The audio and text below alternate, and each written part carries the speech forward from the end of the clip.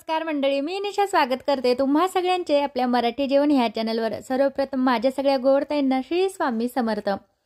तर ही चालू आहे मस्त तयारी आपल्या नाश्त्याची। डोसा करायची इच्छा झाली होती घरात सगळ्यांना, म्हणजे खायची आणि मला करायची म्हणून हे भिजत घातलेलं आहे। आगल्या दिवशी रात्री भिजत घालून दिलं आणि सॉरी सकाळी भिजत घातलं आणि संध्याकाळी रात्री दळून घेतलं सगळं। दळल्यानंतरनं हे सकाळचा टायमिंग आहे दुसऱ्या दिवशीचा। तर इथं मस्त मी नाश्ता करायला घेतला। आधी 2 करून झालेले आहेत, अहोंना दिले 2 करून। मग हे सगळं तसंच तवा वगैरे तसंच ठेवलेला होता। त्यानंतर ना मी शूट करायला चालू केलं, कारण काय होतं ना सकाळी घाई गडबडीत जमतच नाही शूट करायला सुद्धा, म्हणून मग थोडं राहून गेलं। मग चला म्हटलं चला शूट करूया आता।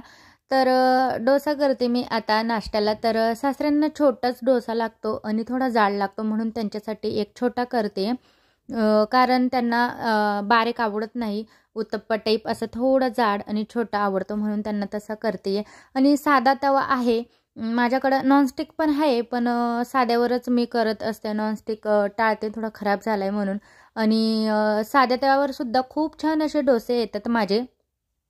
तर काय करायचं, आधी पाणी टाकून तवा सगळा पुसून घ्यायचा, थोडा तेलाचा हात फिरवायचा आणि त्याच्यानंतरनं आपलं जे बॅटर आहे ते सगळं असं पसरून घ्यायचं आणि थोड्या वेळ 2-3 मिनटं असं ताट ठेवून द्यायचं। आणि डोसा अजिबात चिटकणार नाही का काहीच नाही, एकदम असा खूप असा चांगल्या पद्धतीने निघून जातो, कुठंच आता चिटकट वगैरे नाही, साधा तवा असून सुद्धा। आणि तेल मी काबर टाकते, तेल म्हणजे तेल टाकल्याने आपल्या साध्या तव्यावर डोसा चिटकत नाही, म्हणून मी तेल वापरत असते। आणि तेल नुसता डोसा खायला केलाय, त्याच्यासोबत काहीच केलेलं नाही, फक्त नुसतं थोडंसं तेल बटर वगैरे लावून सुद्धा डोसा खूप छान लागतो, म्हणून मी असेच डोसे करते। थोडं तेल जास्त लावते, म्हणजे डोसा एकदम असा टेस्टी लागतो खायला। घरात जे आहे डोसे सगळ्यांना आवडतात, म्हणून मग मला पण करायला आवडतं आणि सगळ्यांना माझ्या हाताचे डोसे खायला सुद्धा आवडतात, म्हणून मला सुद्धा आनंद होतो की माझ्या हाताचे डोसे सगळ्यांना आवडतात, म्हणून मी आनंदाने करत असते सगळ्यांना आणि खाऊ घालत असते। परत बाहेर असं पावसाचं वातावरण थंडगार आणि त्यात असे गरमागरम डोसे कोणाला नको वाटतात, म्हणून खूप छान असं म्हणजे आनंद होतो खाताना, खूप छान असं फील होतं। गरम गरम डोसे, असं थंड थंडगार वातावरण। तर कोणाला कोणाला डोसे आवडतात मला कमेंट करून नक्की कळवा, मला तर खूप आवडतात। तर नाश्ता वगैरे झालेला आहे, डोसा वगैरे मी पण खाल्ला, असं तेलकट वगैरे होट झाली माझे। आणि लाईट लावलेली नाही आहे घरात, लाईट गेलेली होती म्हणून सगळे बटन्स बंद केलेले होते, कारण अचानक जर लाईट आली तर मग ते बटन वगैरे खराब होतात, लाईट खराब होतात, म्हणून सगळे लाईट बंद करून दिलेली, म्हणून असं दिसतंय। आणि आता म्हणजे नाश्ता तर केला छान छान मस्त, पण पसारा एवढा झालेला आहे किचनवर, तो सगळा मला आवरायचा आहे आता, आणि तो मी आवरते। गळ्यात मी काही घातलेलं नाही आहे, कारण का तर मी शॉर्ट मंगलसूत्र घातलेलं होतं, माझ्या गळ्याला आहे ना बारीक बारीक असे पोळ्या झाल्या त्याच्याने, म्हणून मी थोडं काढून ठेवलं, बाकी दुसरं काही नाही। आणि आता एवढा पसारा झालेला आहे, एवढा किचन मला आवरायचं आहे। नाश्ता वगैरे काही केला तर भरपूर असा पसारा होतो किचनवर, म्हणजे डबल काम पडतं आपल्याला, तर असू देत, खायसाठीच नाही तर मग कशासाठी। तर छान छान मस्त खा, तुम्ही पण बनवा खा, मस्त बाहेर थंडगार वातावरण असतं ते एन्जॉय करा। तर चला मी कामाला कंटिन्यू करते, व्हिडिओ पूर्ण बघा, व्हिडिओ आवडला तर लाईक करा आणि सबस्क्राईब करायला विसरू नका। नाश्ता वगैरे झालं, जो तो ज्याच्या त्याच्या कामाला लागला आणि मला सुद्धा माझ्या कामाला लागायचं होतं। म्हणजे आपल्या स्त्रियांचं काम असतं ते घर नीट नेटके ठेवणे, घरात मस्त आवरून घेणे, हेच आपलं काम असतं घरी राहून। तर तेच मी करत होते। जाळीत भांडे होते सकाळचे घासलेले, चहा पाणी आपण करतो त्याचे सुद्धा भांडे खूप असतात, म्हणून थोडे थोडे भांडे असले की मी लगेच घासून घेत असते, म्हणजे एकच भांडे पडत नाही आणि भांडे सुद्धा सुकत जातात। जाळी सुद्धा आपल्याला रिकामी भेटते दुसरे भांडे ठेवायला, नाहीतर खूप एकाच जाळीत असं खूप सारे भांडे होऊन जातात आणि ठेवायला जागा नाही राहत, म्हणून थोडे थोडे घासून मी लगेच अशी ठेवून देते मांडणीवर। आणि त्याच्यानंतरनं जे आहे सगळे भांडे मी बाजूला काढून घेतले बेसिनमध्ये, आणि गॅसवर जे आहे शितळे वगैरे उडलेले असतात ते खूप असे कडक होऊन जातात आणि मग त्यानंतर निघत नाही नंतर, म्हणून मग लगेच पाणी टाकून थोडं असं काढून घेते, पाणी टाकून देते. म्हणजे भांडे घासेपर्यंत कसं आपला जो गॅस आहे तो सगळं त्याच्यावर जे शिंतोडे उडलेले असतात ते सगळे निघून जातात पाण्याने. म्हणजे असं नरम होतात आणि सगळं आपण घासणी फिरवल्याप्रमाणे लगेच निघून जातात.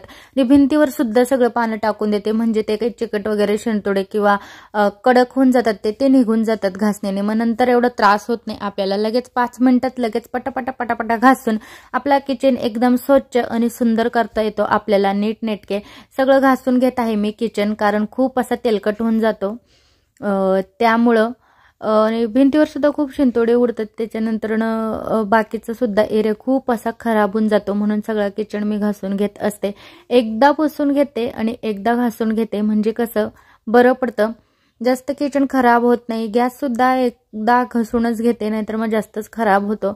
मी मधल्या वेळेत गॅस जास्त घासला नव्हता, पण खूप असा खराब झालेला तो, म्हणून दिवसातून एकदा मी घासून घेते.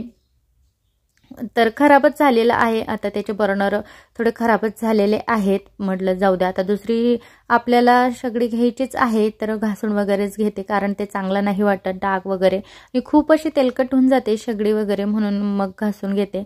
आणि वायफरने जे आहे सगळं पाणी असं काढून घेते एकदाच, म्हणजे कसं टेन्शन नाही, पटापट होतं. आणि घासणी सुद्धा सगळं घासून घेते. त्याच्यानंतर नाही वायफर असतं त्याच्याने आपण पाणी काढत असतो, ते सुद्धा खूप खराब झालेलं असतं, म्हणून ते सुद्धा मी लगेच घासून घेते. त्याची घासणी वेगळी केलेली आहे मी, बेसिन वगैरे घासायची त्याची घासणी वेगळी केलेली असते. त्याच्याने सगळं स्वच्छ करून घेते. सगळं स्वच्छ करून किचनचा लुक असा दिसतो. किचन जोपर्यंत आपला घरातला किचन साफ होत नाही, नीटनेटका होत नाही, तोपर्यंत दुसऱ्या कामात मन लागत नाही, घर सुद्धा असं छान वाटत नाही आणि पॉझिटिव्ह वाईब असे येत नाही.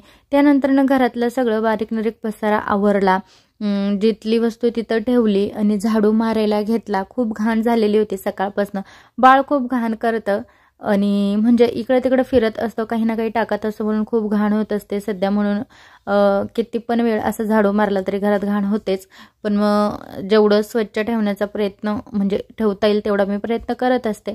त्यानंतर जे आहे आमच्या बाथरूमच्या बाहेरचं हे बेसिन आहे इथं, म्हणजे बाथरूममध्ये गेलो की मग हात धुवायला प्रत्येकजण इथंच येतं. ते बेसिन सुद्धा खराब झालेलं असतं, म्हणून ते बेसिन वगैरे सुद्धा लगेचच स्वच्छ करून घेत असते, मस्त निरमा वगैरे टाकून. आणि ते जे आपलं बाथरूम वगैरे घासायचं टॉयलेट, म्हणजे सॉरी एक हे भेटतं बाथरूम वगैरे घासायचं आपलं लिक्विड भेटतं, ते मला म्हणजे आवडत नाही. आवडतं तर काही नाही, पण मला खूप त्रास होतो त्याच्या वासाने, म्हणून मी ते वापरत नाही. म्हणून ते 100 रुपयाचे 3 किलो जी निरमा असते तीच मी वापरत असते.